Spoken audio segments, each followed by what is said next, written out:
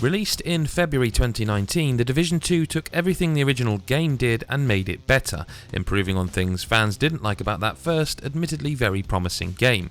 But one thing The Division 2 didn't launch with is a repeatable PvE mode, but after months of teasing, that mode has been announced and revealed, and it's called The Summit.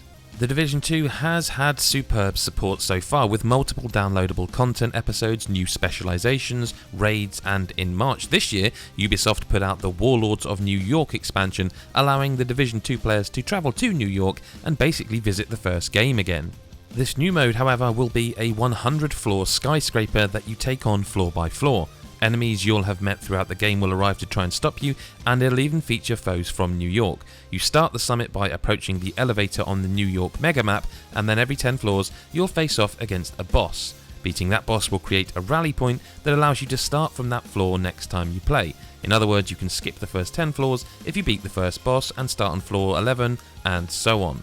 As you progress through the summit, you will fight higher level bosses, and the global difficulty of the game is ignored. Instead, the floors themselves define the difficulty. If you die, you restart on the floor prior to where you died, and the floors themselves, while not procedurally generated, are made up of dozens of floor sections with predefined layouts which are picked as you start each floor. The summit will be free for all players who already own the Warlords of New York expansion, and apparently it's been built so you can complete it all on your own, but of course full matchmaking is also an option, so you can play it with your full squad if you fancy it. This PvE mode, The Summit, is coming with the next title update, number 11, set for a September release.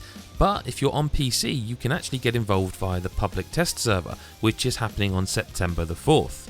For more on The Division 2 and all things in the world of gaming, head to enemy.com.